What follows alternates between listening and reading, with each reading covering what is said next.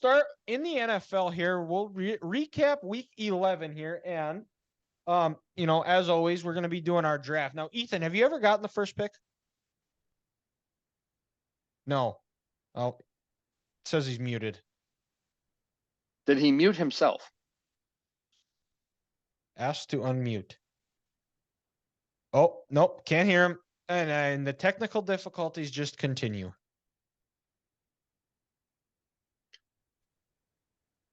Nothing.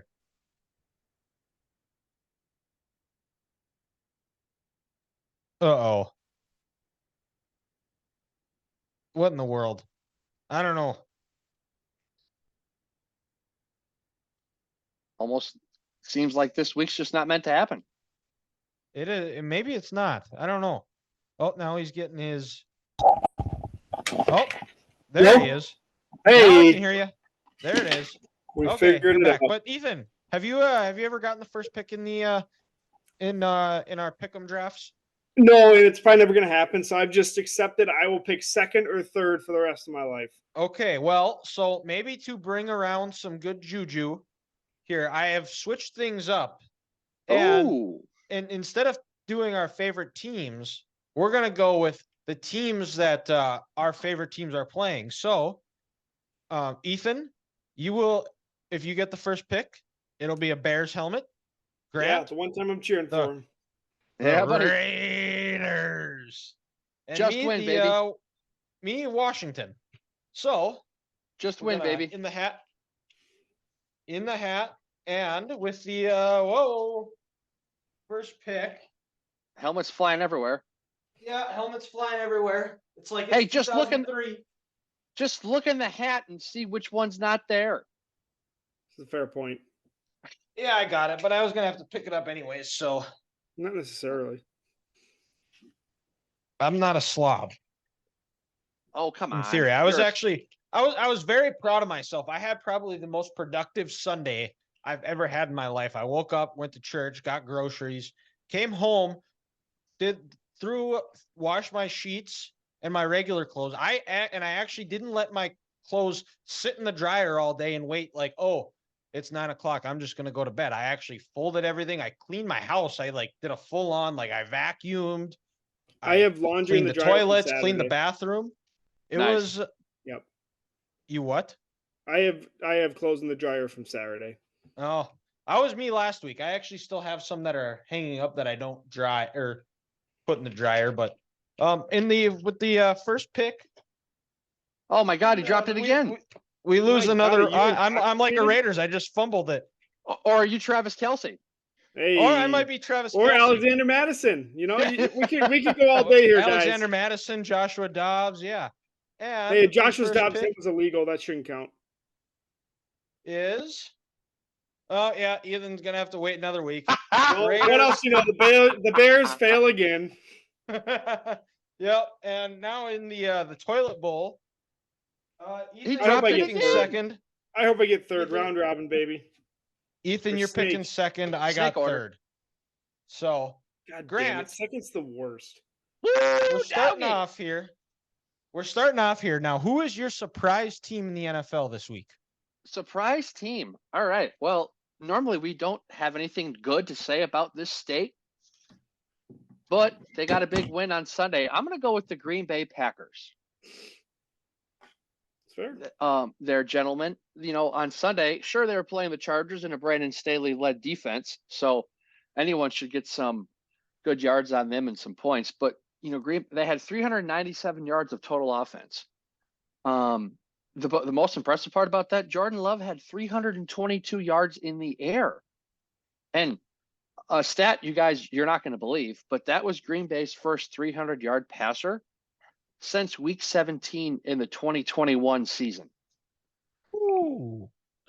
So yes, the Hall of Fame quarterback Aaron Rodgers went a full season in 2022 without throwing a 300-yard game. Let that sit in. Let that sink in. It's not good. No, it's That is not good. crazy. And when I turned this game on, around the lunchtime on Sunday, the first thing I saw was Aaron Jones on the ground holding his knee. And I'm thinking, this game's over. he's their best offensive player. He's hurt again. They're not going to be able to do anything. And I think after that, another receiver running back went down. He was injured. And I was like, is Green Bay going to have any players left in this game? But, they fought through the injuries. And then, Jordan on top of 322 yards passing, he was 27 of 40 with 2 touchdowns, no interceptions, and 10 different players caught passes. But I think the most impressive stat right here is this guy's 11.9 yards per reception for Green Bay on Sunday. That's going to win you a lot of games when every one of your completions goes for a first down. And coming on a short week, got to go to Detroit here on Thanksgiving. Getting a good win on Sunday makes a short week a little better. So I got to go with the Green Bay Packers. Okay, well, I'm going to stay in the NFC as well. I'm going to New York. If you looked at this box score, you would think Washington probably won by 20. Double the amount of first downs, 28-13. 23 more plays. Over almost 100 more rushing yards. Only 1 penalty and 9 minutes more of time of possession. The only stat that mattered in this game was 6 turnovers to 0 for Washington. Absolutely unbelievable. They only ran 54 plays. The Giants did 54. Didn't even have 300 yards of offense. But when you're getting the ball in plus territory every time, like you're bound to hit at least a couple field goals and maybe get lucky and hit a couple touchdowns. Which is honestly, they got Saquon the ball in space and they figured it out finally. Yeah, they were also a team I had on my surprise team. We have crapped on this team a lot, especially the last couple of weeks. But as America's honesty brokers, not Colin Cowherd, when teams deserve their flowers, we'll give it to them. And the Giants earned it for this week. Saquon got a couple of touchdowns. Tommy DeVito, the gravy is going to be tasting real good in the DeVito household. Especially on Thanksgiving. Do you think the secret to the Giants' success this week was his mom's chicken cutlets? Did she bring some for the whole locker room? At least it could have been. It could have been. So that brings up that makes it my turn for surprise team, and I don't know. I'm not going to say if this is a little bit of a surprise team. I'm going with the Detroit Lions here. Because down 2 scores late, I think on the Football Power Index on ESPN with like 5 minutes to go, the Bears had a 98% chance to win this game. And the Bears go full Bears. And like I said, and albeit, this game is against the Bears, but this is a game every year that the Lions lose. Like they roll over, they quit, they're done. Similar to what happened in the Ravens game, or early on, it felt like this game was teetering on that it was going to be similar to that Ravens game where it was just over from the word go. The Bears did a really good job of getting Jared Goff off rhythm. People getting pressure on him, making him uncomfortable, not where he. You'd see him with the Rams in previous years, especially early on in his Lions tenure, where if he was getting hit early and getting pressured, he was useless. He was done. But, to the credit of Dan Campbell, the culture, the attitude, the mentality that he has built and brought to this Detroit team, it has rubbed off on Jared, where he stood in the pocket, he took some hits, made throws when he had to, and led them back to a 2-possession come from behind win. So this is not the same old Lions. They aren't the lovable losers.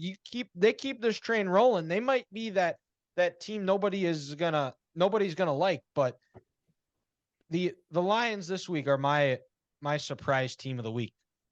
I saw Fox Sports put out like their power rankings, and they always have like their headlines or whatever. And granted, yes, it was a good win for the Lions. They came back and won. But the headline was Lions join the elites, which I absolutely disagree with hardcore. Like, you played like shit for 3 quarters, barely beat the Bears. Like, sure, you came back and won. Good for you. But you never should have been in that position anyway if you're that much of a better team or if you are that elite. Well, yeah, if you're an elite team and you're playing the Bears this year, you should win 41-10 Yes. and absolutely steamroll those clowns. So yeah, I'm with you, Ethan. I think they're good, but they're not there yet. Like when I watch this Lions team play, they'll be a team who they'll give Philadelphia or San Francisco a run for their money. But eventually in the fourth quarter, the second half, those top two teams, even Dallas, I'll throw in Dallas, Dylan, give credit to your Cowboys. They will slowly pull away from these guys. Well, their defense is still a question mark. They've played better the last couple of weeks, but it's still an area of concern, especially if you are a Lions fan. But compared to what they were, they are miles and miles ahead of where they are, and you get give the credit to give credit where credit is due.